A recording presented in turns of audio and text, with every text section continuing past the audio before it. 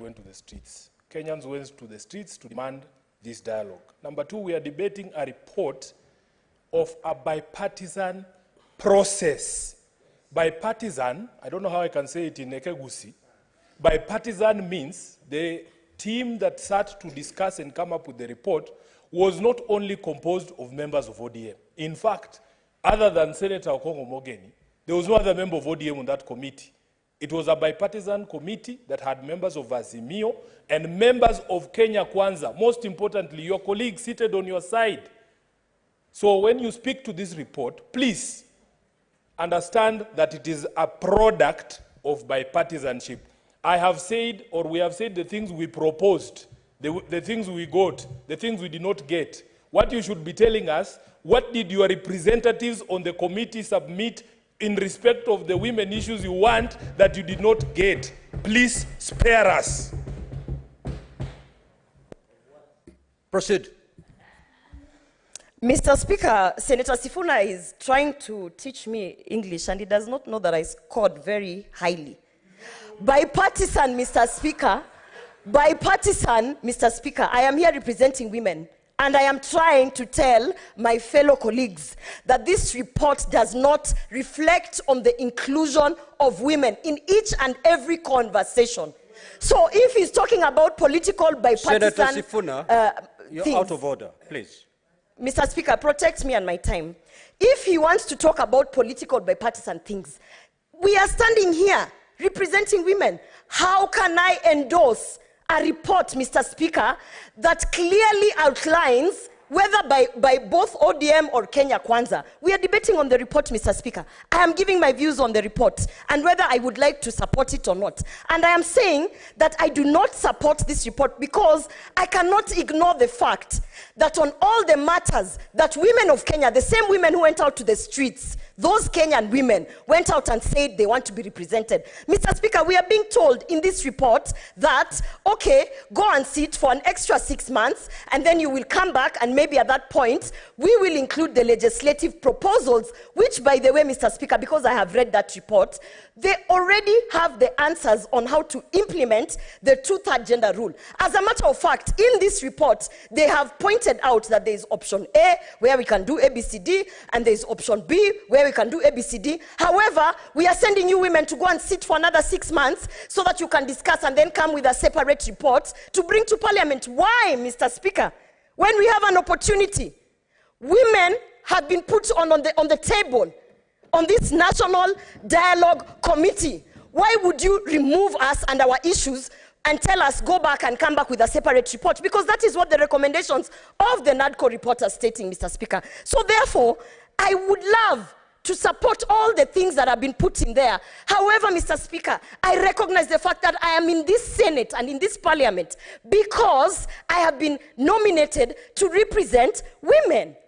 And this report does not reflect on the same, Mr. Speaker. So I would like to say that unless you're trying to tell us, Senator Sifuna, that women are not part of the cost of living, unless you're trying to tell us, fellow colleagues, that women are not affected by all these other issues, including the political party issues, the IEBC issues, I cannot support or endorse a report that actually sets us aside and tells us, go and drink tea, then come back with your own report on how we are going to implement the 2/3 gender rule. Mr. Speaker, I would like to say that this report, Mr. Speaker, for it to make sense to us women, and bipartisan women, both from the Kenya Kwanza and ODM, this report must state that these two options are the options that should be considered and should be put in the legislative agenda so that we can move forward. But do not send us out there to drink tea and tell us to come with a separate report. No, I do not, and I will never,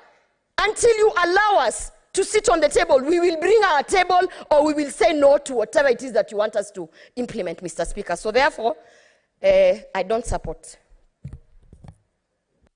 Senator Mazayo. Senator Enoch.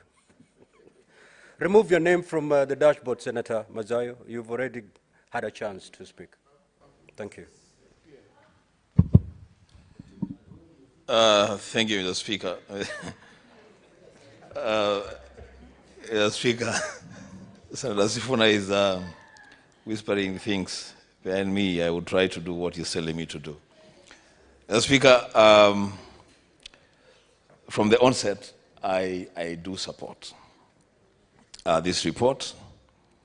I appreciate the passion with which Senator Oroba is opposing the report, but that's what she believes in. The Speaker, I've just arrived from the great county of Nakuru, and while in Naivasha town, where I had the opportunity to meet traders, they said when you get to the Senate, one of the things that you have to do is to make sure that you firmly deal with the issue of cost of living, because to them, it is still a problem, it is still a challenge, and this is not specific to the people of Naivasha. It is a situation that applies in every corner of this country. Mr. Speaker, I do appreciate that this report scratched the surface on the matter of discussions around the issue of the cost of living. And it shall be remembered, Mr. Speaker, that the cost of living was top on our agenda as Azimio in pushing this government to the table. In fact, all other things, all other discussions to us was secondary to the initial discussion around the cost of living. I take note, Mr. Speaker, that in this report, there is near consensus that the deal on cash transfers be enhanced so that those who qualify for this allocation get more than the 2,000 shillings that they are getting. The Speaker, I stand on the floor in support of this report, but challenge the administration to walk the talk. But the Speaker, looking at the cost of living in this country, the value of our shilling, and what a poor person in the villages, in the cities, can do with 2,000 shillings a month, Mr. Speaker. I challenge this administration because there is consensus that this amount needs to be enhanced. Why can't we begin with transferring 10,000 shillings to the people that need it the most, Mr. Speaker? And so, even as I support the deal on that cash transfer issue, I also want to remind this administration, this regime, that the Speaker, even that 2,000 shillings that gets transferred to deserving communities and age groups, the Speaker, it takes too long to reach the people that need it. The Speaker, the cash transfers should be done timely so that our people can begin to appropriate the benefits of that arrangement, and it should be enhanced from 2,000 shillings to at least 10,000 shillings. The Speaker, this administration again, on this matter of taking care of our people, the Speaker, to be remembered that I personally brought a matter on the floor of the Senate on the issue of stipend or one-off payment to former councillors. And we passed a resolution, Mr. Speaker, that at least the former councillors that we have, that time totaling to around 12,000 of them across the country, each one of them be paid at least 200,000 shillings as a one-off. The Speaker, we passed that resolution. The Treasury was part of that resolution. The Ministry of Labour was part of that resolution. The Ministry of Devolution was part of that resolution. But to date, Mr. Speaker, the former councillors are dying one after another without that transfer. Mr. Speaker, even as we talk about doing cash transfers to the needy, and I'm happy that Commissioner Senator Kenywa has just walked in when I was talking about that matter of former councillors, because he was part of that conversation. He was actually one of the senators that initiated that debate. The Speaker, we challenge this administration, we challenge the government in which Senator Kenywa serves, to transfer that 200,000 shillings to the councillors, the former councillors, because they need that money, Mr. Speaker. Secondly, Mr. Speaker, on the matter of tax, I'm happy that this report recommends that we should review our tax regime downwards. Mr. Speaker, for as long as we are operating under a regime that imposes so much tax on people and on businesses, we will not be able to continue to attract direct investment by individuals and our development partners. So, Mr. Speaker, we should be serious about reviewing the tax policy downwards. And, Mr. Speaker, I say this fully aware that Senator Kinyua and Senator Cherargei perhaps have just arrived from Naivasha, where they have been given instructions on a very controversial and infamous tax called the housing levy. What is your point of order, Senator Kenya? Mr. Speaker, did you hear what the senator for Kitui said about being given instructions? Mr. Speaker, we don't take instructions from, we only take instructions from the people who have elected us. I don't know where he's saying. In fact, Mr. Speaker, I've not come from Naivasha. Senator, can he substantiate, Mr. Speaker, what he means by his orders? Senator Enoch, are you in a position to substantiate? Mr. Speaker. That borders on imputing improper motive. Thank you, Mr. Speaker. Mr. Speaker, I wish Senator Kenya had stood on a point of information to inform me. Because if the answer will bear me witness, I said perhaps, which means I don't know. So if so if that is the correct position, Mr. Speaker, then I'm fully informed. Then proceed. Thank you, Mr. Speaker. Mr. Speaker, on the matter, Mr. Speaker, of this affirmative action, and I wish Senator Gloria was here. Mr. Speaker, you know, the burden of achieving the two-third gender is a burden that this administration took up themselves. It's a burden that when one William Samoei Ruto went round the country seeking support from women, he promised them a 50-50 arrangement in the cabinet. Mr. Speaker, you know these things. When you rise up to challenge things that maybe you're not very sure, use the words that I'm using, perhaps.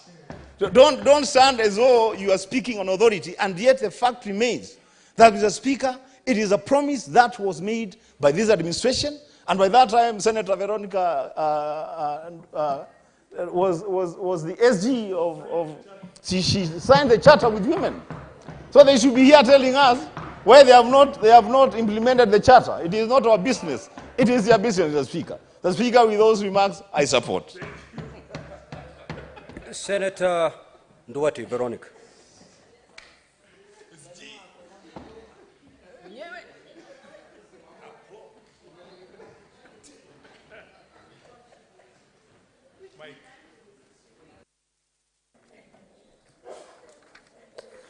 Thank you, Mr. Speaker, for the opportunity to contribute to this important debate.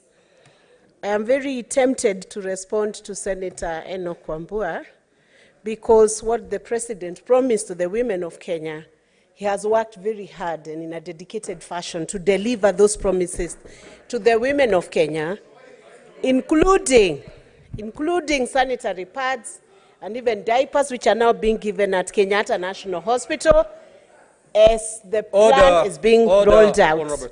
Senator Sifuna, I'm watching you keenly. Proceed. Honorable Speaker, I hope Senator Sifuna, together with Senator Karen, will allow me to contribute to this debate without interruptions. Mr. Speaker, the establishment of Nadco committee was a step in the right direction. And this process will go down in history as one of the greatest steps that has been taken by the President together with the leader of Azimio Coalition in setting a structure for resolving electoral disputes that apparently seemed to have been spilling towards the wrong direction, Mr. Speaker. I commend both leaders for that step that they took, and it has positioned Kenya as a nation where a country can conduct elections, resolve the disputes, move on, and deal with the issues that arise from any electoral process. So, Mr. Speaker, this conversation that was begun by Nadco is a conversation that should not end now. It should be a continuous conversation insofar as citizens have to deal with one another, have to deal with governance issues. Any healthy society or any community, Mr. Speaker, that works well must have a mechanism of resolving disputes on a daily basis. That is including even in the marriage institution, Mr. Speaker.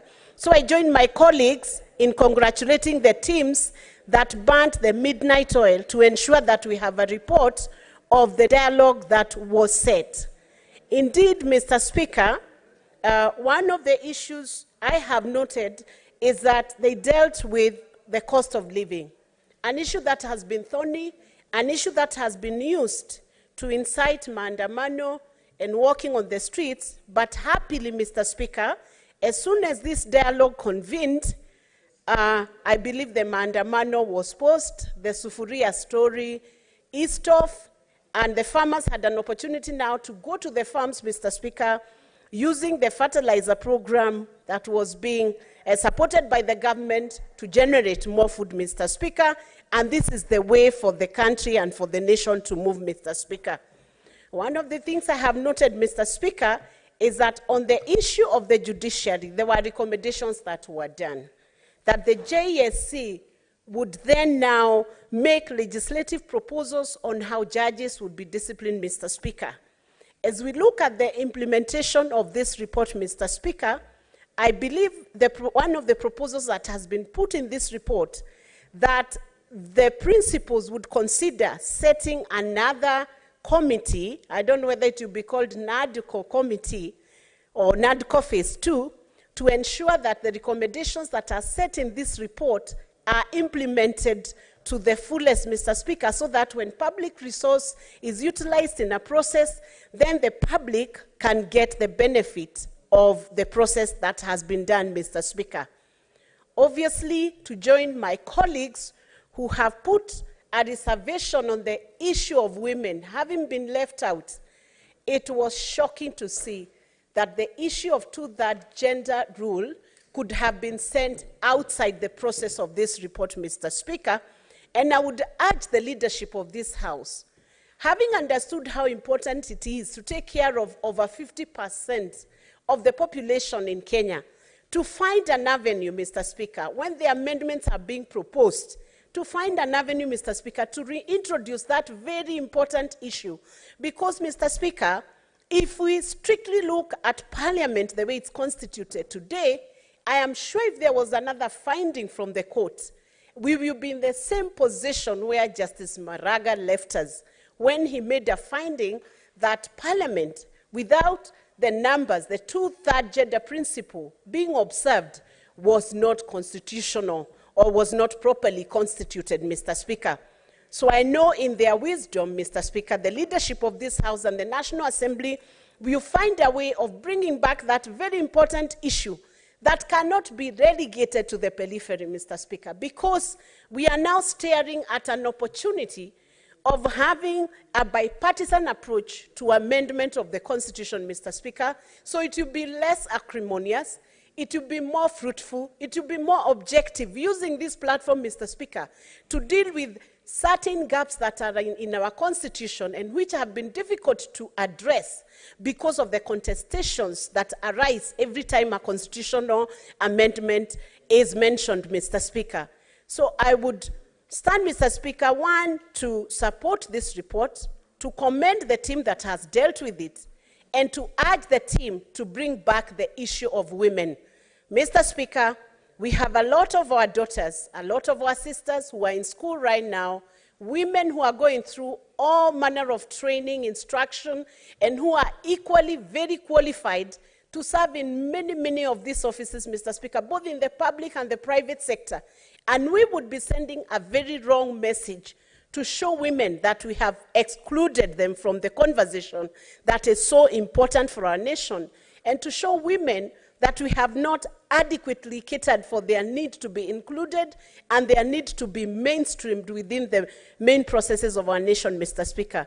So I want to thank you for the opportunity and to say that I support this report with the reservation on the gender equity and gender equality needing to be more entrenched within this system, and any constitutional amendment that comes to the floor of this House must then include women. And finally, Mr. Speaker, on accountability matters, Mr. Speaker, I have noted, Mr. Speaker, I think in paragraph maybe 852, that there is a recommendation on a system that should be used by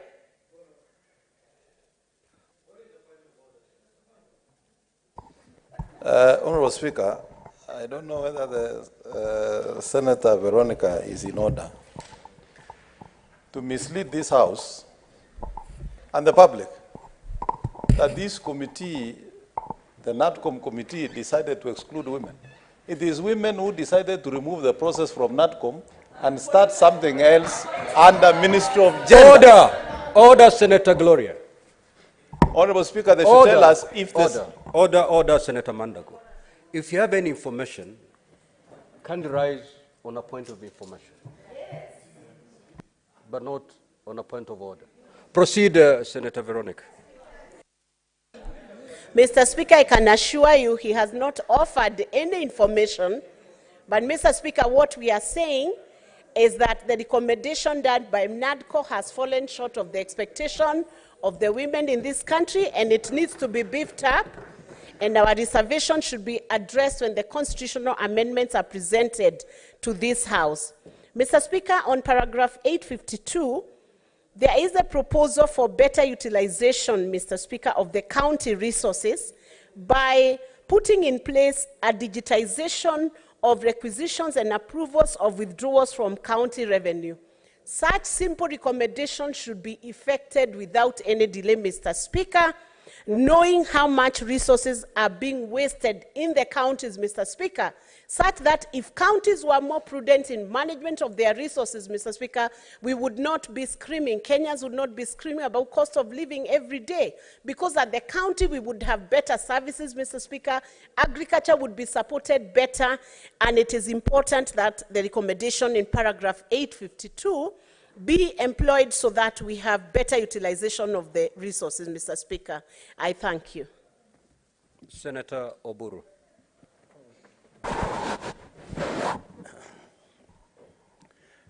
Thank you, Mr. Speaker, for the opportunity. Mr. Speaker, sir, I also stand to add my voice to the ones of my colleagues who have spoken before me. Mr. Speaker, I stand in support of this report. Mr. Speaker, I stand to support the report because this report came about as a result of long and stretched negotiations. As a result, Mr. Speaker, of a situation which was very serious in our country. It was very dangerous. People were going to the streets to protest the high cost of living. People were protesting about some of the measures being taken by the government, particularly on issues of taxation and so on. And Mr. Speaker, it was thought wise that our country needs discussion. We need dialogue. We need to talk to each other. We need to talk with each other. We don't need to talk at each other. Mr. Speaker, it was because of this that it was decided that both sides of the divide sit down and discuss and come to some agreement, even if it is not 100%. Mr. Speaker, when dialogue starts, first you isolate the issues on which you can easily agree, then you put down the issues which are more difficult to agree on. But as you agree on issues, Mr. Speaker, the ones you don't agree on, don't disappear. They don't necessarily have to disappear, Mr. Speaker. They are still kept, and I want my colleagues who were not satisfied with the report, because the main issue, which was the issue of cost of living, perhaps was given a scratch on the back, but it was not addressed in details, Mr. Speaker. It is an ongoing process, and Mr. Speaker, I hope that the regime has heard the concerns of the Kenyans. It has heard the concerns of those who are not satisfied with this report, that the burden of the cost of living still continues to be very heavy on the people of Kenya, and this discussion should not be the end to it. There are some recommendations which I support, Mr. Speaker, which have been recommended here, particularly on the issue of cash transfers to the elderly to be increased from 2,000 shillings to something like 10,000 shillings, Mr. Speaker. I belong to that lot of the elderly, Mr. Speaker, and I hope, Madam Speaker, when I retire from this Senate, I will also be a beneficiary of that fund. But, Mr. Speaker, that is on a light note, Madam Speaker. Madam Speaker, the issues which have been addressed in this report, which is a very, very big report, I am not able to read the whole of it. It is more than 500 pages, Madam Speaker, and the period, it was just tabled the other day. I don't think even the fastest reader would have been able to go through each and every clause there. But, Madam Speaker, the issues being touched are very weighty. When you look at the issues of electoral justice, Madam Speaker, some of the people who have not participated in an electoral injustice will not know how weighty it is to address the issues of electoral justice.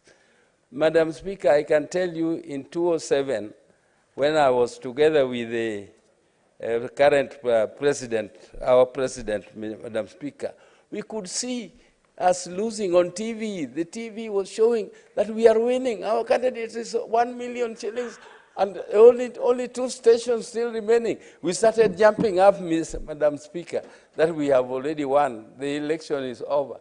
But, Madam Speaker, little did we know that there could be, there was just 2 stations. They're catching up, and within 5 minutes, the whole result had been turned, Madam Speaker. So, Madam Speaker, introducing issues of electoral justice are issues which must not be taken lightly, because the result of injustice is actually violence.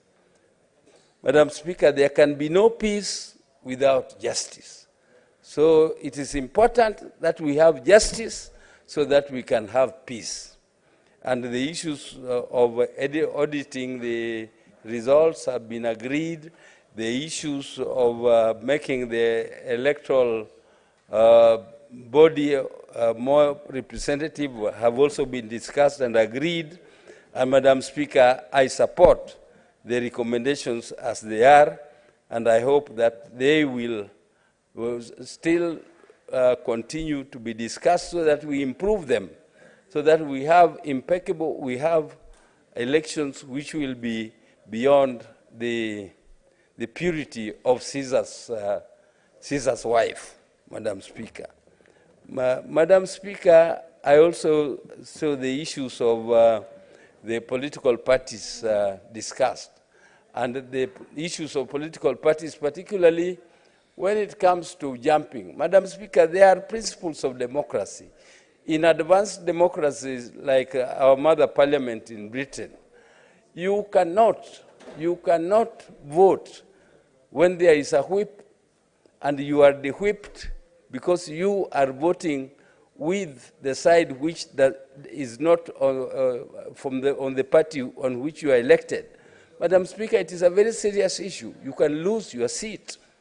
But, Madam Speaker, here we take this very lightly and people jump from one party to another very easily. And the issue of jumping from one party to another and voting as at will is addressed here. And Madam Speaker, I think that, I hope that discipline in political parties will be improved by the recommendations here. Madam Speaker, I also want to express my satisfaction with the address of creating positions of the opposition, the leader of opposition, and also the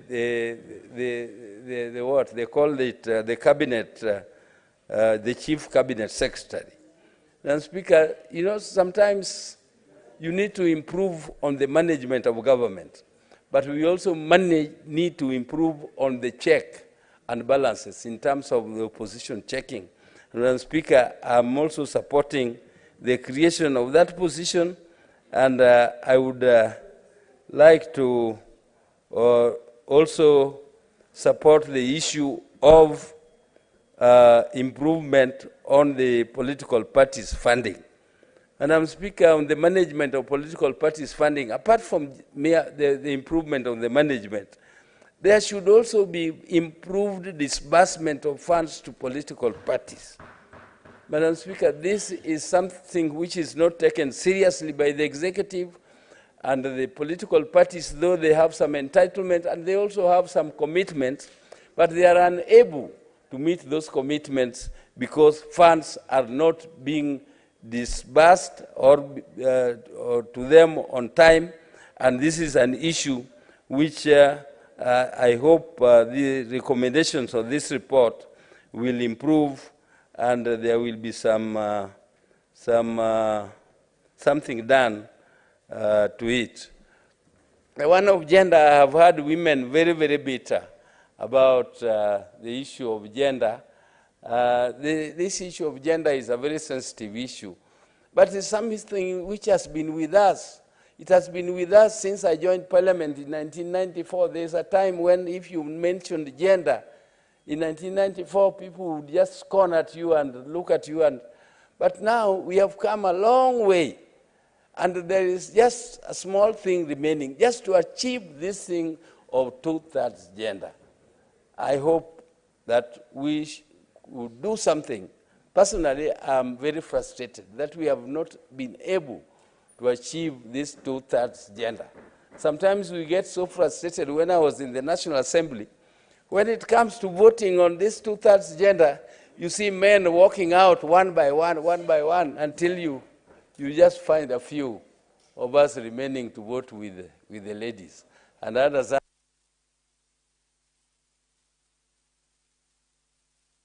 Your time is over, Senator. Yes, Senator Charadike.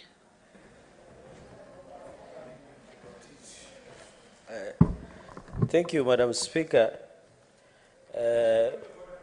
Thank you, Madam Speaker, for this opportunity. What is your point of order? Because he has not even submitted anything. Madam Speaker, it is the practice of this House that we have ranking members. How would Senator Gloria speak before Senator Onyoka and Senator Charargei, Madam Speaker? There's practice, Madam Speaker. Senator Kenywa, resume your seat because it was not raised at the right time, and I think the point of order is also out of order. Thank you, Madam Speaker, and I beg to continue submitting. Madam Speaker, you remember I was supposed to appear before the Nadco committee, but out of their lack of wisdom, they didn't find appropriate for me to appear. And I thought they had the wisdom because they have fallen short of many reservations, one of them being the gender issue. So it's very unfortunate that the gender issue has not been addressed. I hope we are not playing public relation exercise with the women of this country. We must take the gender issue with the seriousness it deserves. We cannot relegate women to kitchen or outside boardrooms. They must be on the table negotiating into the future of this country. Maybe if women become part of governance, if women become part of the conversation, Madam Speaker, we might reduction of corruption, because women are in this country. We might reduce, Madam Speaker, the maladministration that we normally see both at counties and national, Madam Speaker. So, to Nadco committee members, you have fallen short of glory of God. As the Bible says, we expected something more better, but we did not expect this to fall short. Madam Speaker, number 2, on the cost of living, I want to state categorically that the issue of cost of living is a moving target. We want to thank government as we are receiving a 2,500 subsidized fertilizer to ensure we continue producing more, Madam Speaker. Another aspect is on guarantee minimum returns, Madam Speaker. We need to protect, Madam Speaker, our farmers and give them necessary subsidies in farm inputs, Madam Speaker. I have a group of farmers who do tea, and they open a factory near Camarine, Madam Speaker. They paid a lot of millions of shillings on VAT to develop and establish their tea factory, Madam Speaker. Going into the future, we are seeing tea clat. At the moment, there is at Mombasa, tea. I know where Senator Onyonga comes from. There is what we call tea clat because there is so much tea. But when you go to Nairobi, Mombasa, because of direct sales and also direct auction, Madam Speaker, it's becoming a challenge. And my proposal, which I expected Nadco to capture, is to do value addition on our products and produce. When we have milk clat, when we have dengu clat, when we have tea clat, most of these excesses of farm produce and products, even potatoes from Nyandarua, Madam Speaker, and you have heard there is a song that was sung that Waru is a commercial product, Madam Speaker, to borrow that word of Nyandarua. We need, Madam Speaker, to do value addition. The only way to stop more imports into this country is do value addition to ensure that when times comes on. So on the issue of agriculture, as farmers, we expected a lot of challenges because in sugar sector, we are facing a lot of challenges because nucleus of Tindret and Masab, Madam Speaker, we have a lot of sugar, but we don't have the necessary support. But we need that to be fixed, Madam Speaker. On the issue of tea sector, the reforms are ongoing, Madam Speaker. But I wanted the Nadco to provide a way out, Madam Speaker. We need to make farming attractive. Madam Speaker, according to statistics, the average farmer is around 60 years.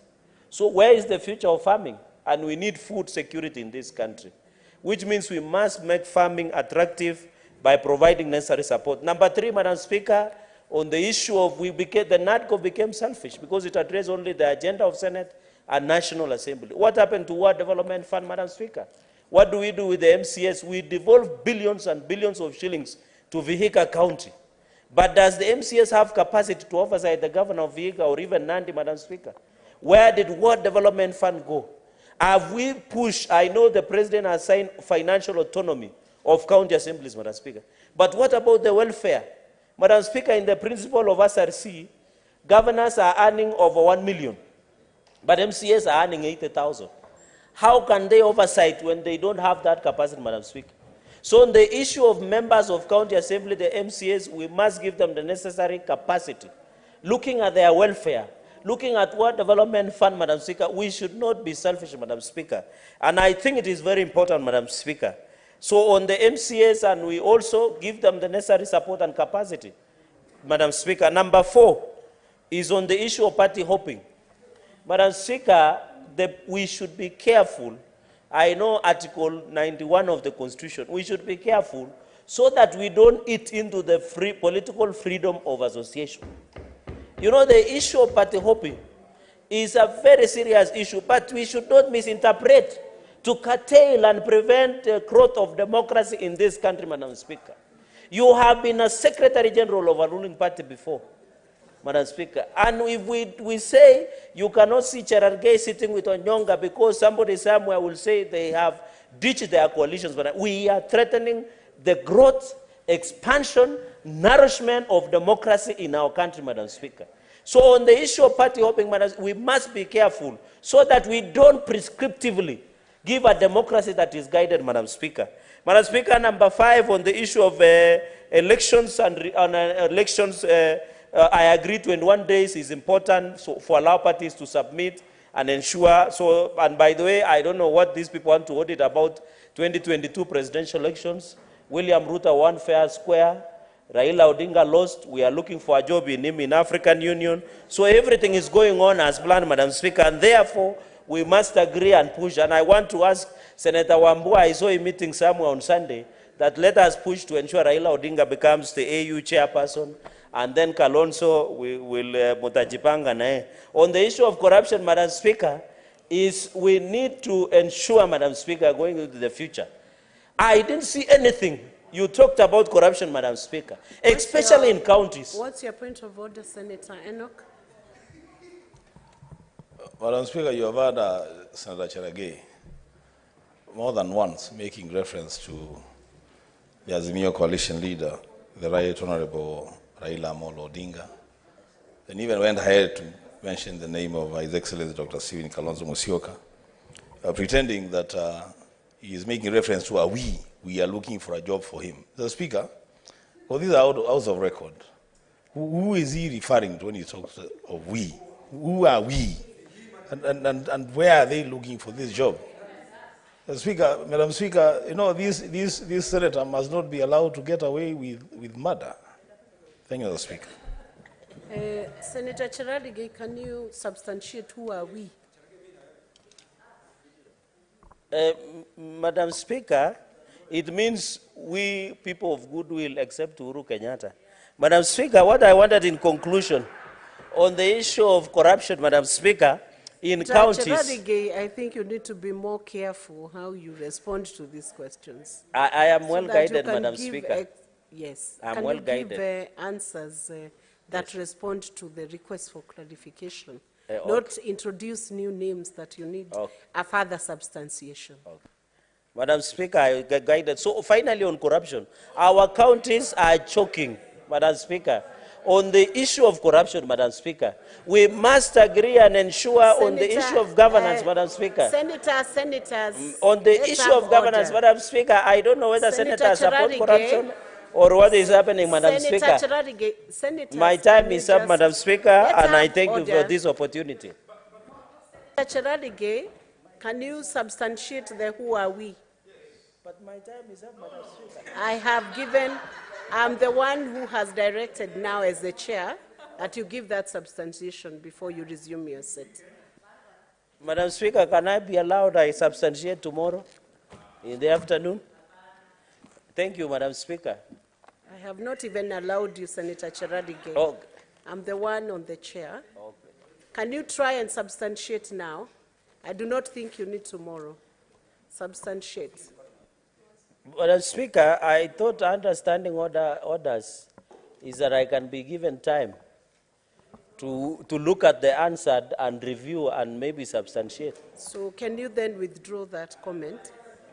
Madam Speaker, as your guidance, Madam Speaker, because I said we, it means so many people, Madam Speaker. Even me and the people of Nandi, we are saying we are wishing Raila well. I didn't know that yes. Resume your seat now. But it's a job. Resume your seat. Senator Richard Onyonka. I have asked him to resume his seat. He has given we as him and the people of Nandi.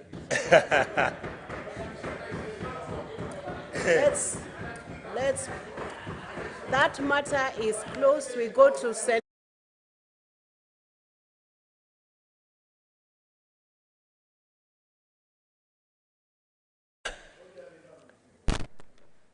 Is your point of order? Speaker, bunge la Senate ni bunge linaheshimiwa sana. Na hivi sasa katika taifa zima macho yote yanaelekezwa hapa.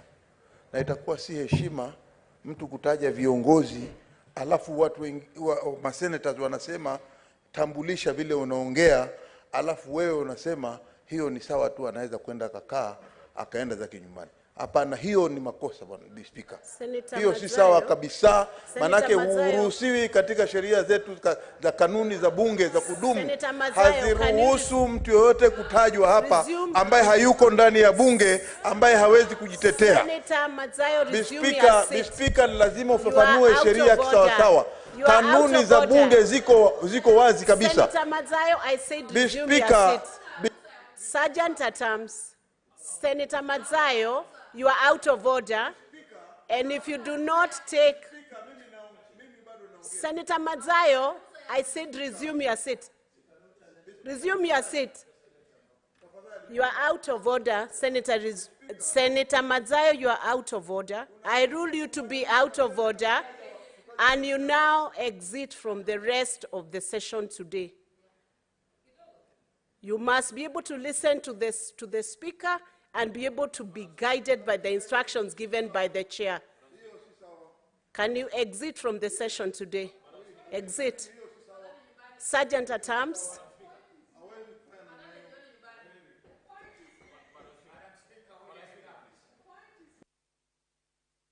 On that issue, I will not take any more points of order on it. Senator, proceed. Onyonka, Senator Onyonka. Thank you. Thank you very much. Madam Speaker, I would like to pick on this really amazing matter that has come to this House. The point I wanted to mention to my colleagues here is that maybe it is important that we listen to each other. Why do I say so? Madam Speaker, I've been in this House for close to 20 years and above. I've played my politics for the last about 31 years. And there are certain things which are obvious. This report has nothing to do with us coming here and getting annoyed with each other.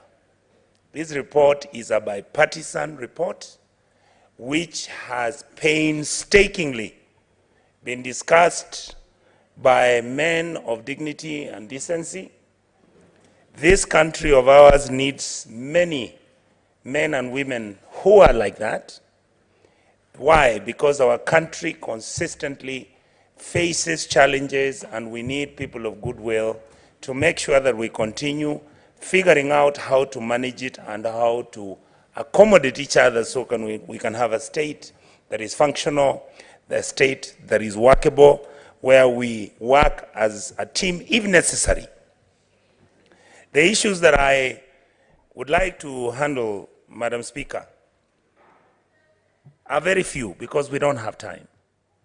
I will go to those ones that I've spoken before. Madam Speaker, in my other life, you notice that I participate in discussing and contributing politically on TV. And there are many of these issues that Kenyans are always talking about, including myself. I also want to mention to this House, there are times when we must come together as a country, and there are times when we can go our separate ways. For me, this is the time when we must discuss that. Some of the issues that have been brought out here, my sister brought the issue of gender, 2/3 majority.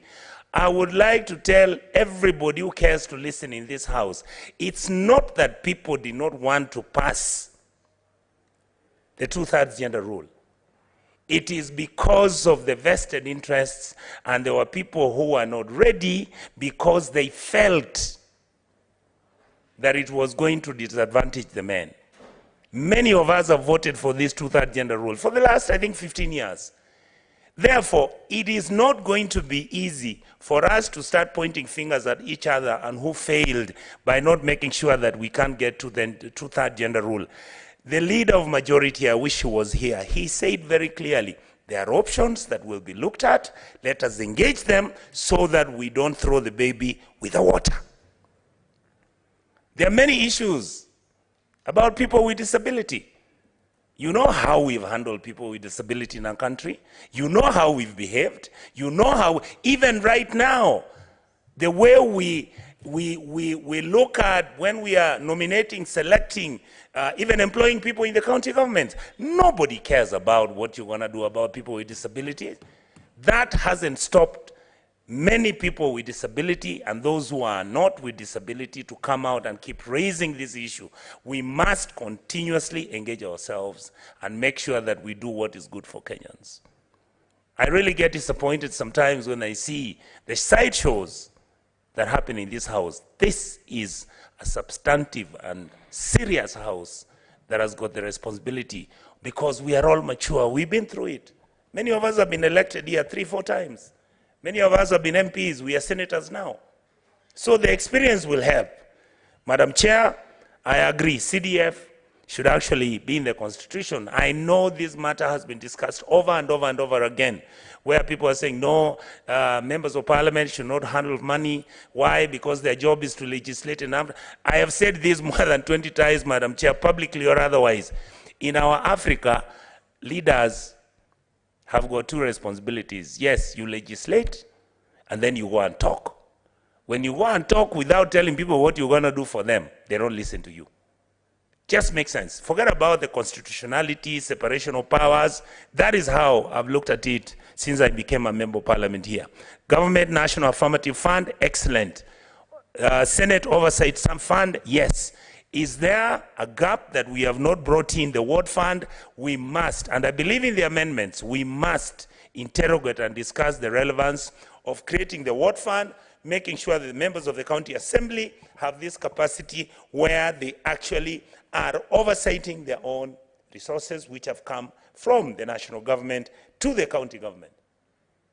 That includes, Madam Speaker, me actually giving a suggestion that one of the issues that we also must do, the members of the county assembly, let us also figure out how we can accommodate either through subsequent legislation or whatever mechanism we use, so that members of the county assembly can also have the ward fund, the oversight fund, so that we are working at the national level, let them work at the county level. And also, I think, Madam Speaker, we are busy here talking about how we are looking at the 2/3 gender rule. We are going to have many women into this house who are going to be nominated.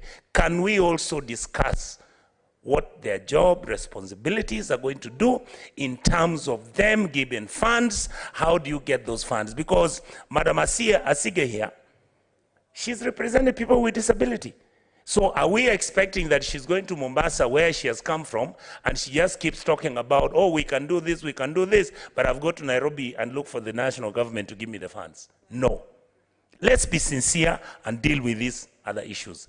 The transfer of functions, the issue of, Madam Speaker, because I don't have time, I wish I could have run through all this, but I want to encourage members in this house. I want to say this. There are many, many issues that have not been brought at the table. Can we take what is on the table and make sure we push it? Remember, the Constitution had a challenge. 20% wasn't correct. If it means Nadco is giving us 10%, so be it. Then we now proceed as the other issues that we are going to deal with. Finally, I would like to say, I actually want to thank Honorable Cherargei, my leader, Honorable Kongo Mogeni, my brothers who have been there, Honorable Sifuna, and the rest of the team, who have constantly brought out these issues that we need to discuss under this Nadco bipartisan discussions and arrangement which are taking place. It is now that Kenyans want us to discuss and solve the problems which they have. Kenyans don't want us to fight anymore. If you check out here, my colleagues, people are suffering from political fatigue. Kenyans want results, Kenyans want to hear positive things, and Kenyans want to know that we are a house that is going to behave, that is going to look at the interests of the country, and we are the country's last line of defense. I thank the team that participated in this. Mzee Kalonzo Musyoka, I give him all the accolades, because Kenya has been through this before. And it's going to happen again. But when we have secured anything small, let us ring fence it, make sure we bring out good laws. Let us make sure that our people are happy that this house has a role to play. I am so happy and hope that this country would like will... to be informed by Senator Enoch? Yes, I have no problem. Thank you, Madam Speaker. I want to inform my big brother, Senator Okongo Mugeni, not Senator Onyonka, that the line that he has taken is the best line that any legislator in this country and anywhere can ever take. But, Madam Speaker, I must add, without a fear of contradiction, that is only going to happen if the speakers of both houses are not part of the debate. They're just referees of the debate. You can't have a situation where you want us to push an agenda of clear discussions, pushing the agenda of the common mwananchi forward, and you have a speaker seated on the chair who even anticipates what your point of order will be. That way you will not get anywhere. I thank you, Madam Speaker. Senator Enoch, is that a point of order? Is it a point I was of information? wondering. There was no information offered. Yeah. It's a direct attack on the Speaker's seat. It is wrongly done, Speaker. Proceed, Senator Onyonka.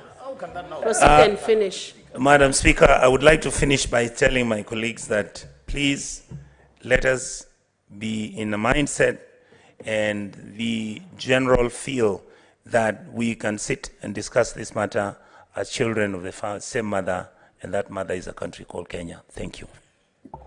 Honorable Senators, we ought to have integrity in the debate and in the manner in which we debate in this House. It is not correct that you ask for point of information, you're given an opportunity, and what you bring is a totally different thing. It is not correct. So, honorable senators, I would urge you to be guided by the standing orders. If the Speaker gives a direction to close on small issues so that we can proceed on with the debate, you should respect the process and abide by it. So I'll go to Senator. I hope it is not another one like that. Let me not anticipate it. But yes. Madam Speaker, that is exactly the point he was because making. I don't want us because to argue you do on not the know same. why I have asked for clarification. Proceed, Senator Sifuna. Madam Speaker, in my understanding of Standing Order 98, when a member rises, and this is the words of the Standing Order themselves, 98.3, when a member rises on a point of order, the chair must make a decision. It says the Speaker shall either give a decision on the point of order forthwith or announce that the decision is deferred for consideration.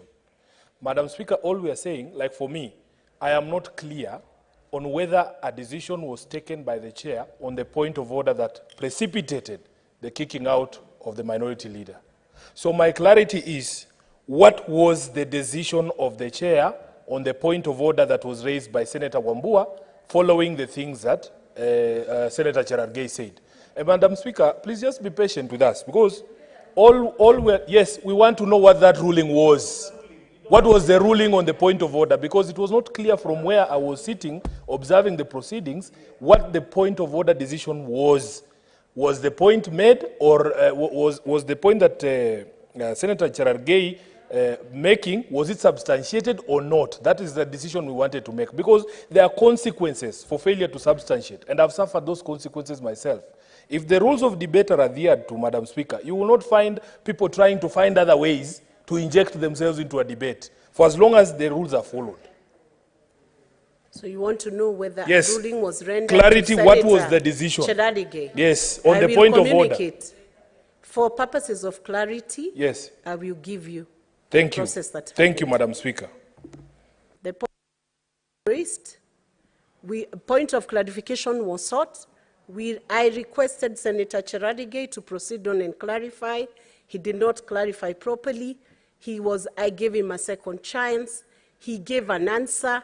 The answer does not have to meet the exact expectation of the one who is requesting. As long as he has offered the answer, I discharged it because he had offered the answer. I closed out on that matter. On the point of clarification that Senator Enoch Wambua has also sought for, it was clearly not a point of clarification, and that is why I also clarified as a speaker that you cannot use the wrong standing order, say you want to give a point of information, and all you are doing is to look for an opportunity to bash the speaker's seat. What is your point of order? From your ruling or clarification, I invite you to look at standing order number 105. 1. A senator shall be responsible for the accuracy of the facts that the senator alleges to be true and may be required to substantiate any facts instantly. Now, in this case, Senator Cherargei alluded to the fact that he's been sent by so many people except the retired President Uhuru Kenyatta. Now, is that a statement of fact? And can he substantiate that fact? Senator Mohammed, I close that matter, and I caution Senator Cherargei not to throw in names of people who should not be thrown into that conversation. I will now proceed on. Let us have Senator Cheptumo. I have closed that matter now. Senator Wambua, I have closed that matter. Senator Cheptumo. Thank you, Madam Speaker. Madam Speaker, our country, Kenya, is a great country.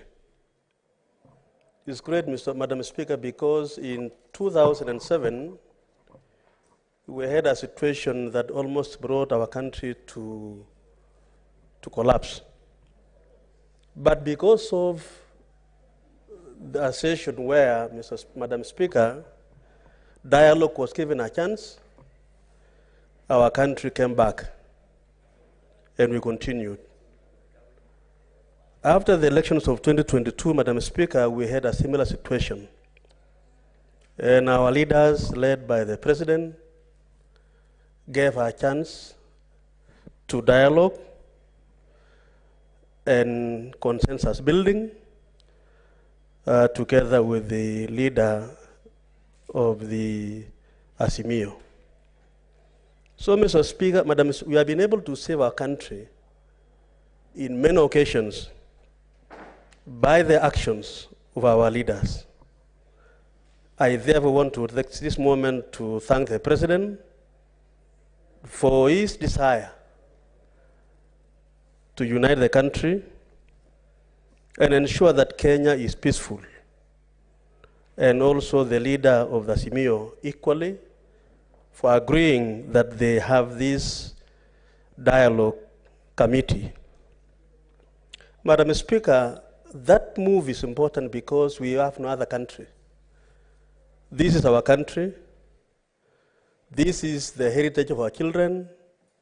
And it's important, Madam Speaker, that each one of us plays a role in ensuring that this country remains united, peaceful, and I'm happy that this dialogue committee, Madam Speaker, were able to go through the process and is able to table the report before us.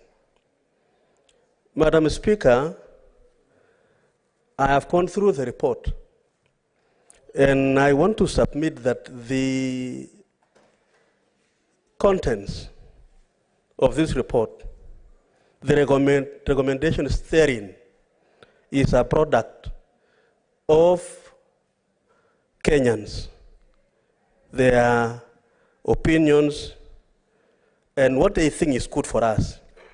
And so, Madam Speaker, it's not just a report of the few members of this dialogue committee, because we are told several stakeholders with various political, economic interests, Madam Speaker, were able to submit to the dialogue committee. And Madam Speaker, having been in the parliament of 10 parliament during the 2007-2008, during the time of Kofi Annan, I was serving as the Assistant Minister of Justice. And we saw the capacity of our country to hold together again, even when we have issues. And so, Mr. Speaker, it is a great thing for us that now it is before this House. It is before the House of the national leaders, given to us under the Constitution, the sovereign will of the people. So that, Madam Speaker, we add value to this discussion which has been done. Madam Speaker, because of time, allow me just to refer to a few recommendations by the committee. Madam Speaker, devolution is a very critical principle that has brought our country far in terms of development. Recommendation number 852, paragraph 852, talks about allowing the county assemblies, Madam Speaker, to invite the CECs to appear before the House of the county assemblies and be able, Madam Speaker, to answer questions. We enjoyed that privilege, Madam Speaker, today. We were able to amend our standing orders, and today we have ministers appearing before us, part of oversight, part of ensuring that government is answerable to the Kenyan people through the elected leaders. Madam Speaker, I support the recommendation 852 that we should allow the county assemblies to invite the CECs, equivalent of the cabinet secretaries in our situation in Nairobi or the national government, so that, Madam Speaker, then the oversight is enhanced. Madam Speaker, you'll agree with me, and the House will also agree with me, that oversight is not well strengthened in our country, in terms, especially in the county assemblies, in the county governments. So this will be one of the, I've seen my time is almost ending. Madam Speaker, paragraph 836, impeachment of the governors. Madam Speaker, I agree with the recommendation that we need a comprehensive law that outlines the steps to be taken. And I think one of the members here was talking about we should have been able to keep that provision in this particular report. Madam Speaker, not all is lost. We have the power to now comprehensively develop a law that will be able to set the standards for impeachment. Recommendation 842, resolving the electoral disputes, Madam Speaker. I want to agree that we take that away from the IBC and allow the parties to manage their resolutions or their disputes. Paragraph 843, Madam Speaker, as I conclude, the entrenchment of the oversight fund of the Senate, the CDF, and also the ward fund. Very important, Madam Speaker. If we are to undertake our work as Senate and oversight the county governments, that fund is critical, and I'm happy it is taken into account. Madam Speaker, paragraph 843, establishment the office of the opposition. Madam Speaker, that proposal is important because if we resource and put it in the Constitution that there will be an office of the opposition, Madam Speaker, then that particular office will be able to oversight and be able to play the role that is anticipated in the Constitution. Finally, Madam Speaker, is the issue of this recommendation, which is very interesting, Madam Speaker. Recommendation 863, where it is recommended that the former commissioners, there will be a discussion as to whether they can be reinstated by withdrawing the court orders, and the court case and so on. Madam, these are very interesting, and I don't know how it will be implemented. It is upon this House to discuss that. Some of those commissioners resigned, and I don't know how this committee were able to envisage how we are going to implement that particular recommendation. But anyway, it is part of the recommendations. But it will be interesting to know how we are going to implement that particular recommendation. Madam Speaker, the two-third gender rule, yes, I conclude. If you read recommendation 834, it appears to me that the committee, Madam Speaker, did not want to deal with this issue because of the existence of the multi-sectoral working groups. And Madam Speaker, I want to oppose this particular proposal because, Madam Speaker, the multi-sectoral working groups did not have powers to deny this dialogue group, committee, Mr. Speaker, in dealing with this issue. And noting, Madam Speaker, this is a constitutional requirement. And Madam Speaker, I want to say this particular report is not cast on stone. I want to recommend that, Madam Speaker, this House can be able to still amend that particular proposal so that, Madam Speaker, then we include the issue of the gender rule in this debate. Madam Speaker, it is important because our women, and especially for us in the Kenya Kwanza team, where we have a whole charter on the women to mainstream the women in our governance. We have done it before, Madam Speaker. It is possible. Onyonga, my colleague, we were together in the other house. This is an issue we've discussed for many years. When I was the chairman Chailak in the National Assembly, it came up. We discussed. It never went far. And Madam Speaker, I know, even if you sit there as the chair, this is an issue that you spoke about very strongly.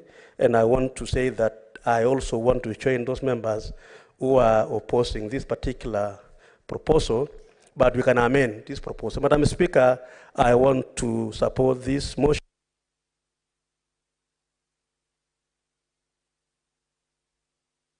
Thank you, Senator. Senator Beatrice Akinyi.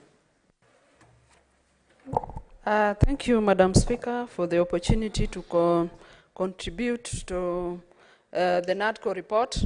And Madam Speaker, I want to start by saying that the fear of Raila Amolo Odinga lives with Kenyans.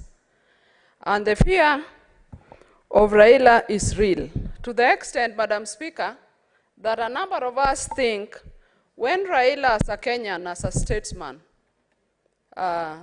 shows interest for a post in the AU, a number of us think they are looking for a job for him.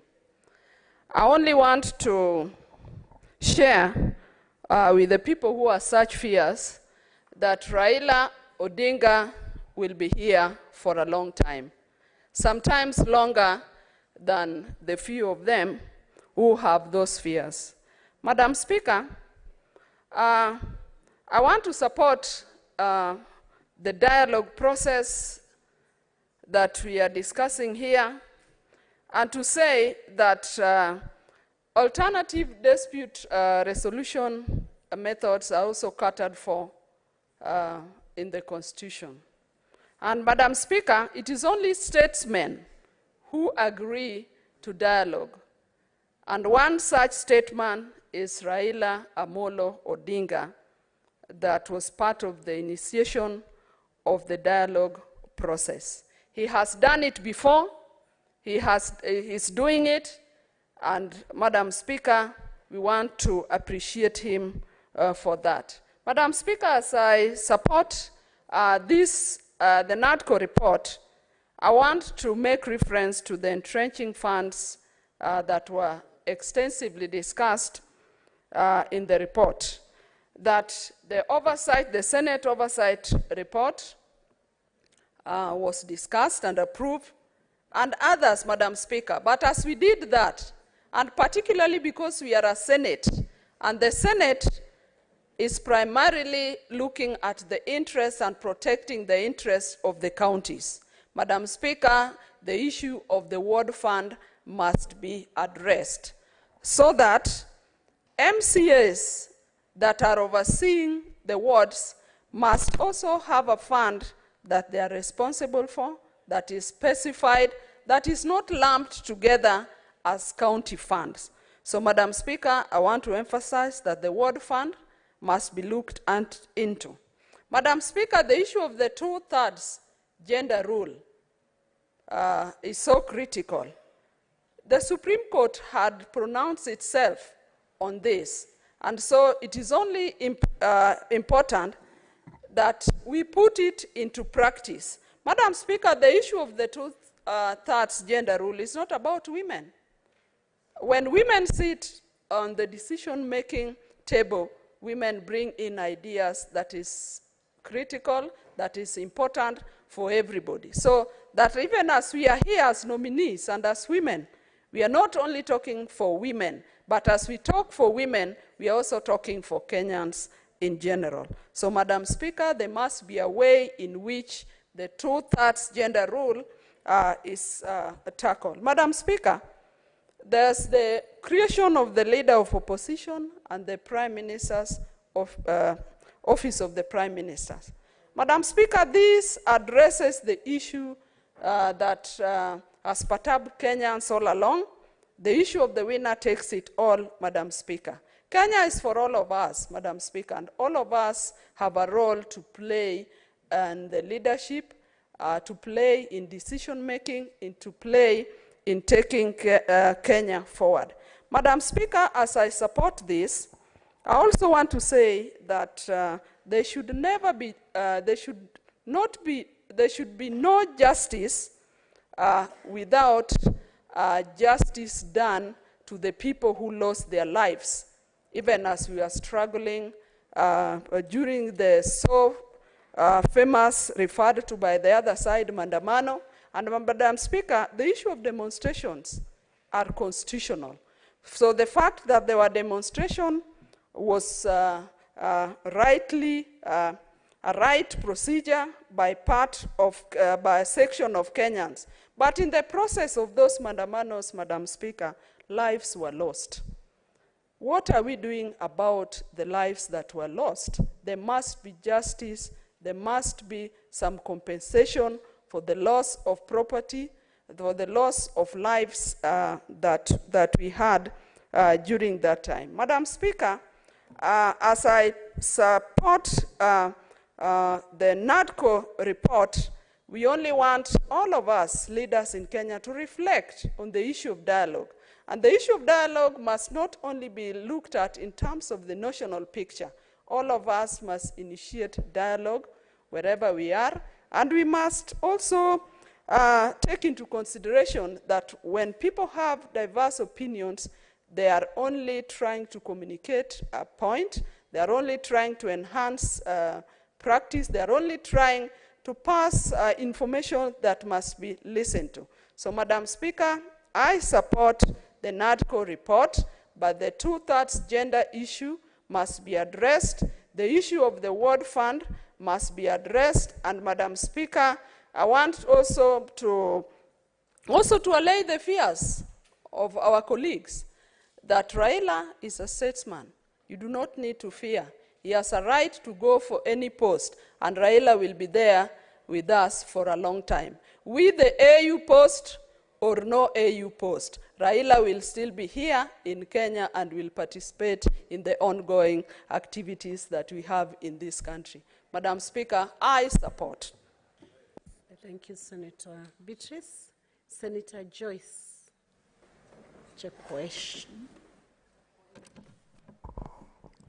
Yeah, thank you very much, Madam Speaker, for giving me this chance also to speak to this report. I must congratulate the team for the work that they have done in terms of research and even collecting information pertaining the same report. Madam Speaker, I also want to echo the sentiments of my colleagues in a number of issues that I have touched on. And I want to specifically talk on the issues of economy, lowering the economy. Madam Speaker, I would want to say that the formation of this bipartisan team in a way enabled us as a government to work for the citizens. And by so saying, Madam Speaker, I want to say that I must thank the government for for moving forward to make sure that the farmers are given subsidized fertilizers. The government has moved forward in terms of improving the infrastructure. I want to thank the government also for moving forward in terms of creating job opportunities for our youth across the country.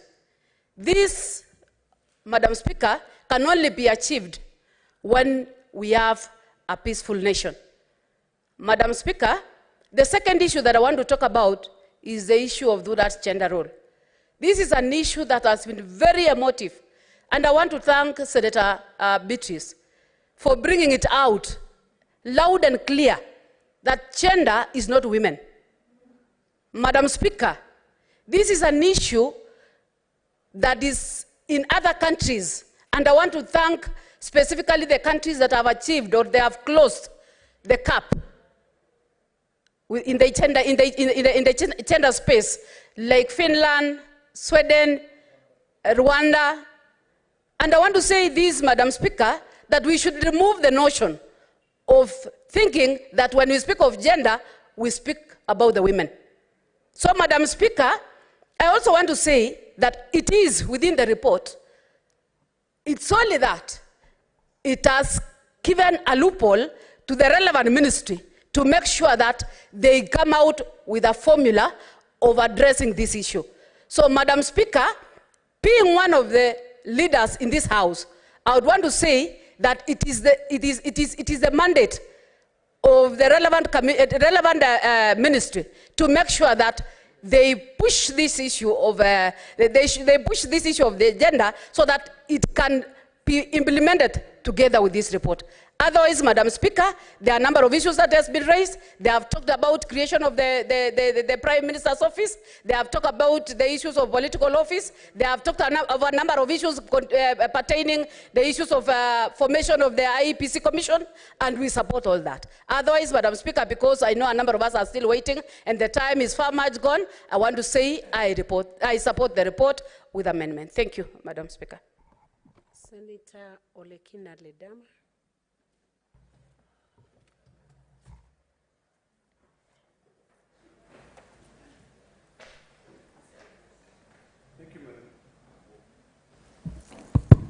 Thank you, Madam Speaker. Madam Speaker, I rise to support this report. And as I rise to support this report, I want to remind us, because we are all getting very emotional and sometimes very sensational, that debate serves as a platform for intellectual exchange, constructive dialogue, and the exploration of diverse perspectives on complex issues, such as this. The reason why we're discussing this Nadco report is because of complexity in our thinking. You know, as men, as members of the opposition, as members who forms the government, that is what is leading us into debating this report. You know, as we talk to Kenyans, a lot of people would be asking, what exactly are we debating? And I just want to say that debate now gives us a structure and an engagement way to explore and analyze different viewpoints, leading to a deeper understanding of the topic at hand. The topic at hand, Madam Speaker, is the Nadco report. And what is this Nadco report? I'd want to disabuse this belief that Nadco report is something which is so bad or so good, it is just part of our day-to-day thinking. We fought, we had a context. Some of us felt cheated, others felt like they won. We drove this country, a country which we so love and which we hope that we will keep it for future generation. We drove it into misery. People died. You know, we rose the cost of living. People lost faith. People stopped being patriotic. So what we do? At first, as any sane leader would think, it is let us go and try and find out what ails us. But Madam Speaker, as I make my contribution on this Nadco report, because I've read it, and I will limit my contribution to only 6 parts. Only 6 parts. The first part is to define what exactly are we doing. We are passing a motion, or we are discussing a motion to be able to amend the Constitution. Number 1, Madam Speaker. To amend this Constitution to create an office of the Leader of Opposition. It is not to create an office for Raila Amolo Odinga. It is not to create an office for Kalonzo Musyoka.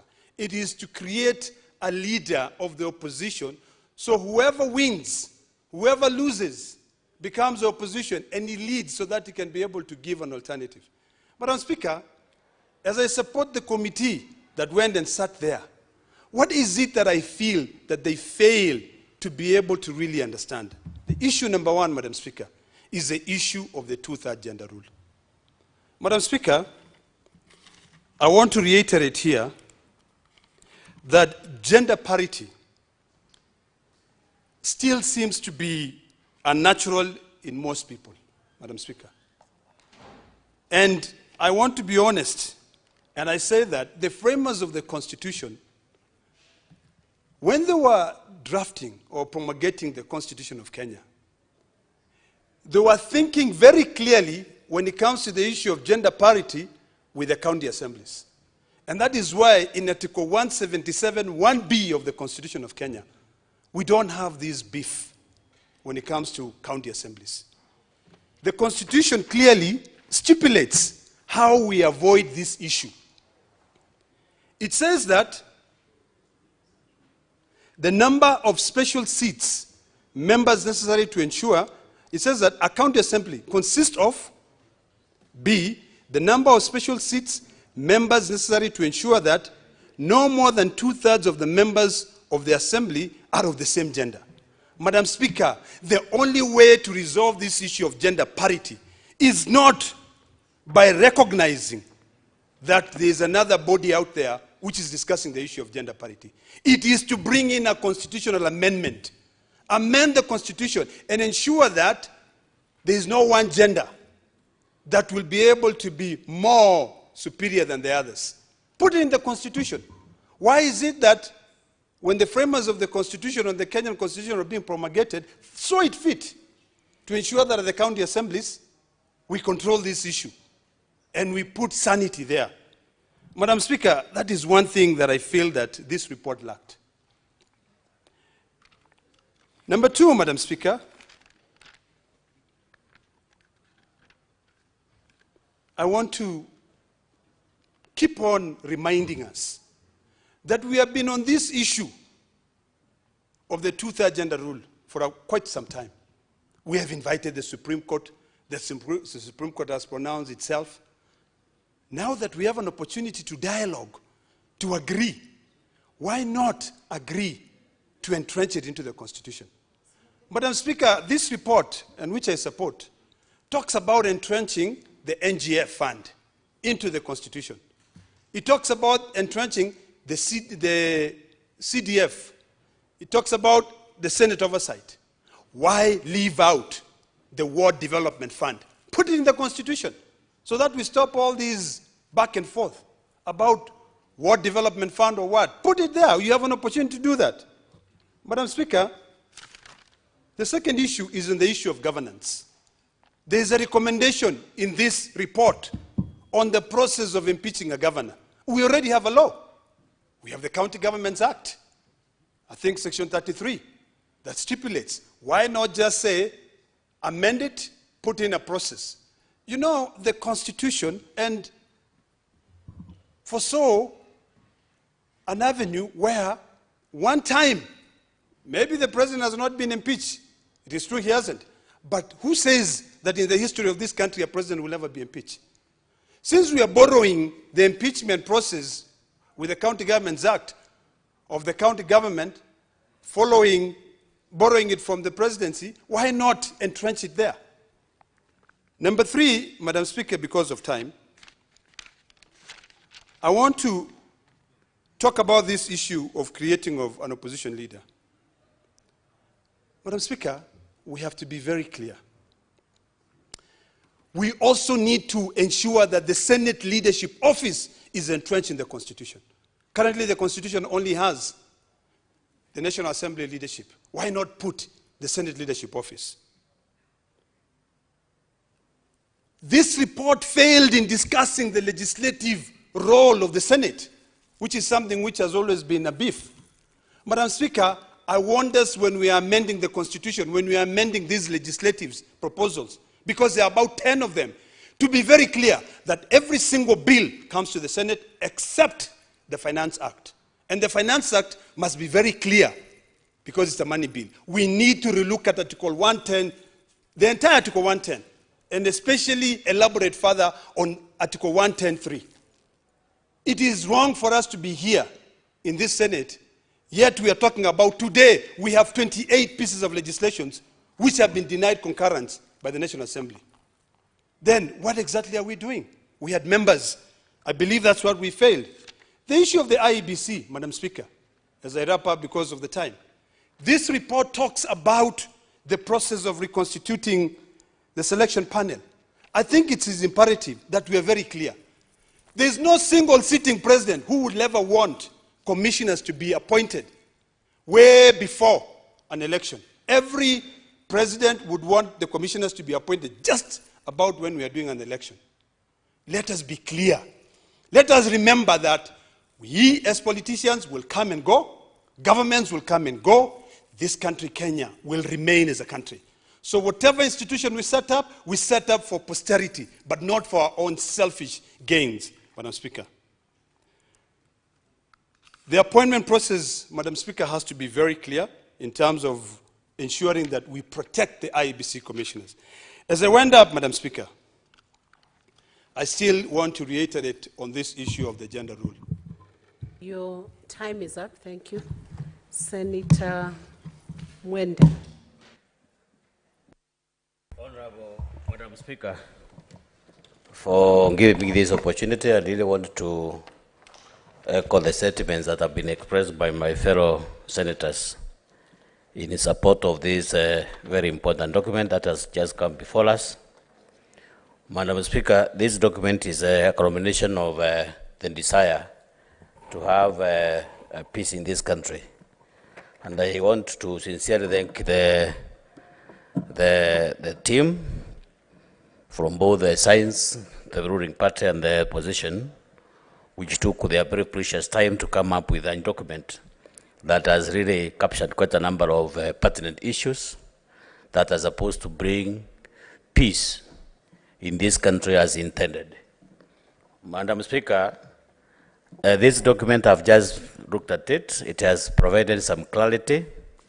It is comprehensive and captive because it has captured quite a number of issues that have been bothering quite a number of us as Kenyans, because the desire as a country was to make sure that we live peacefully despite the fact that we were just out of elections. People lost, others won, and of course, as a country, we had to go about our business as normal. So that's why I'm very sure the two entities are going to have a national dialogue that has brought on board this important document. Honorable Madam Speaker, I have captioned some few issues, especially on the issue of the boundary. I happen to come from a troubled zone in my county, the Raganidi County, where we have long outstanding historical issues with our neighboring sister, Meru County. We have seen people lose life, we have people lose property, we have seen people getting evacuated from their homes and their land.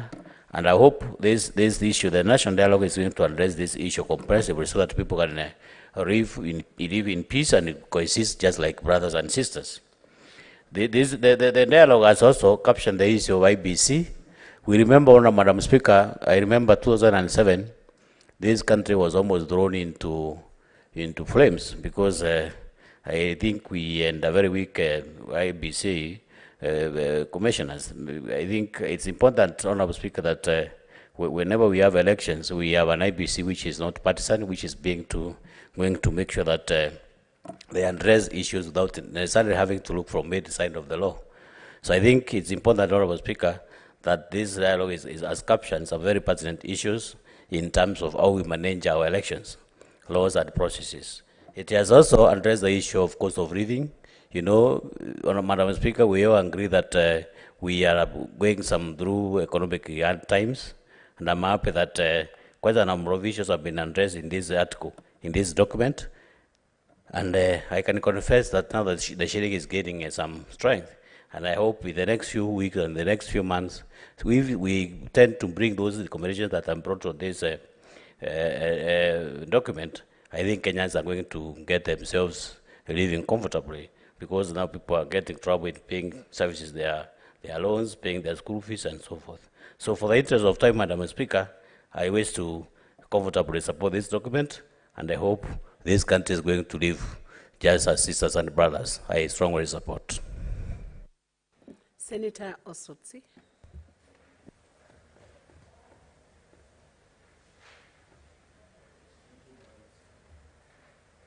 Madam Speaker, for this opportunity to also make my comments on the Nadco report.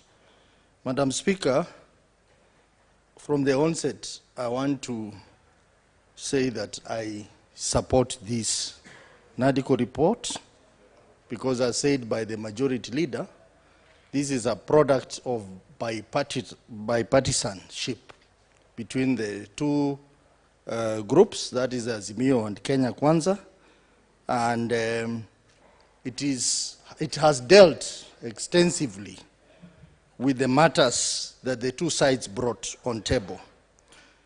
Madam Speaker, I have gone through this report. I have a concern because this report does not have an implementation framework.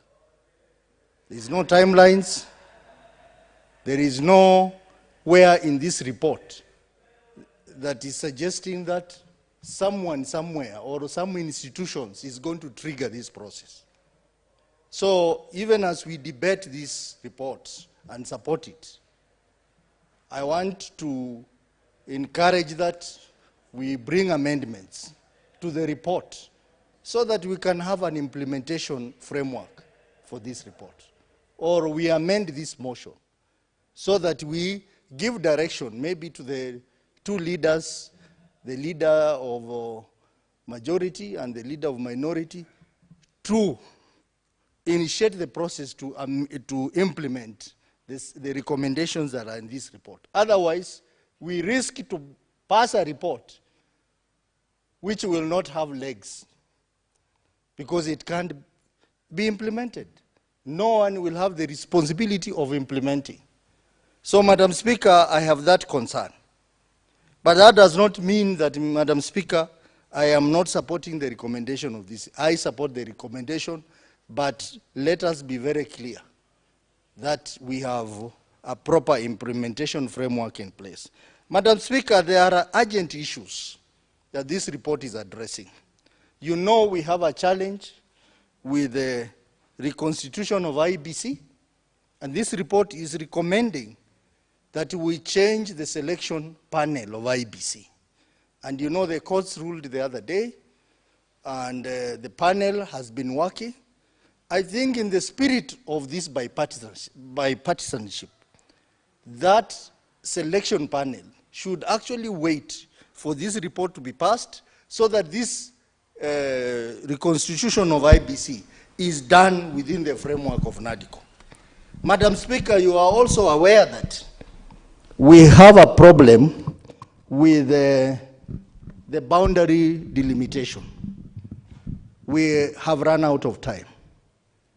This report is recommending that we amend Article 89 of the Constitution so that whenever we run out of time the way we are, Parliament can give an extension.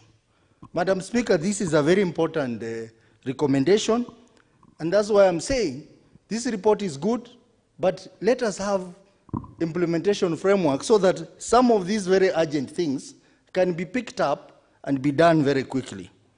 Madam Speaker, on the issue of audit of presidential election, the report acknowledges that there is need to audit the election, and this process to be coordinated by 6 experts, a panel of 6 experts. Madam Speaker, I fully support this.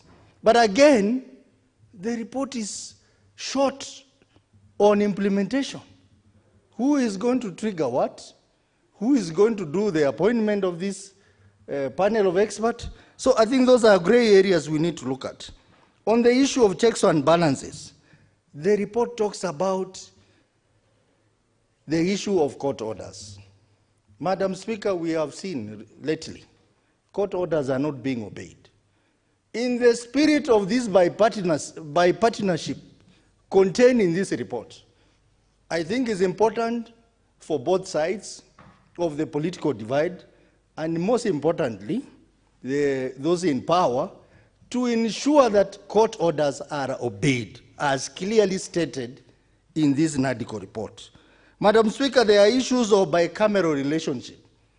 We have been having problems between the Senate and National Assembly. This report proposes how that can be done. Madam Speaker, we must acknowledge that to implement some provision of this report, we will have to do constitutional amendments. For you to entrench the offices that have been suggested here, the office of the Prime Minister, the office of the Leader of Opposition, and 2 deputy leaders of opposition, we will need to do constitutional amendment. That has also to be given an implementation framework. Coming to the issue of cost of living, Madam Speaker, the position of the Azimio coalition is very clear on what they wanted.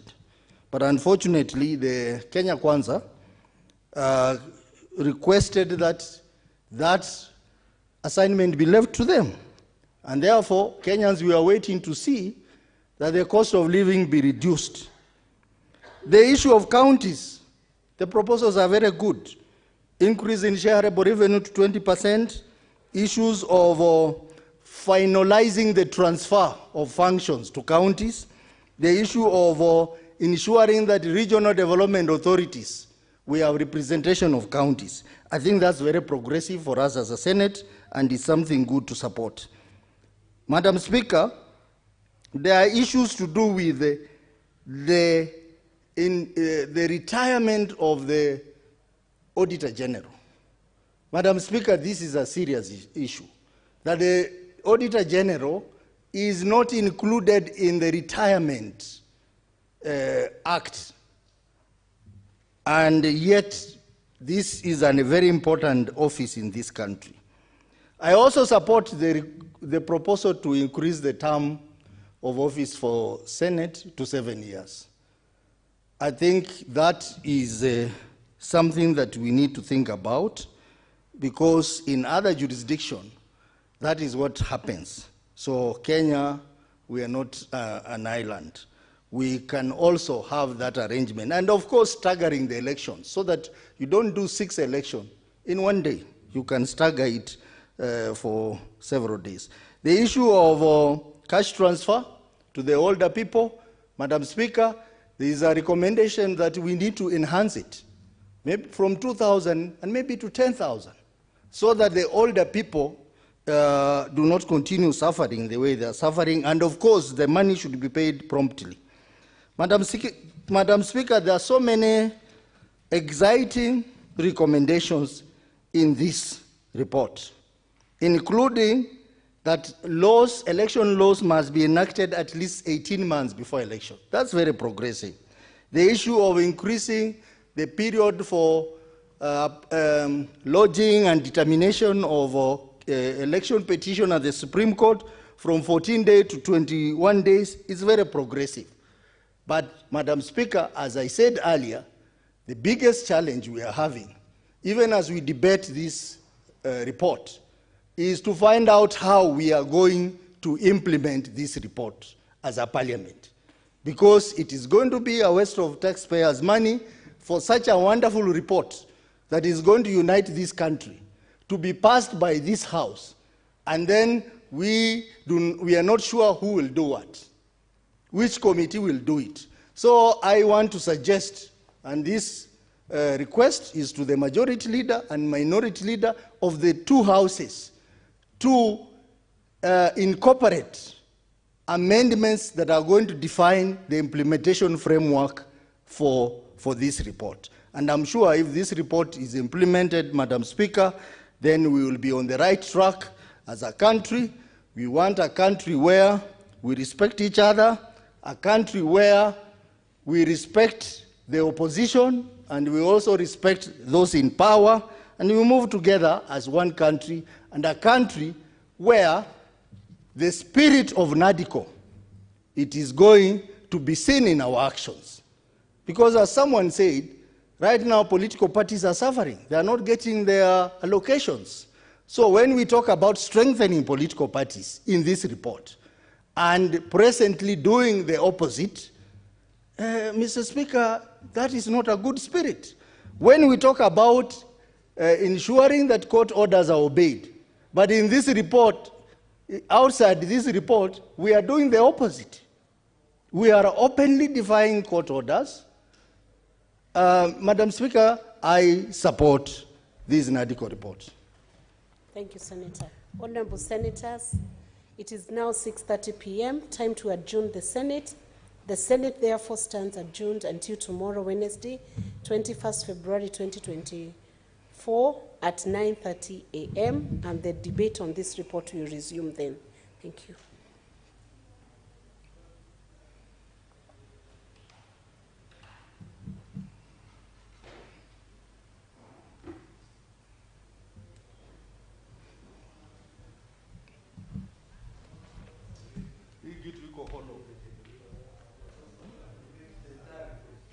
Haina implementation. Haina implementation. Hakuna.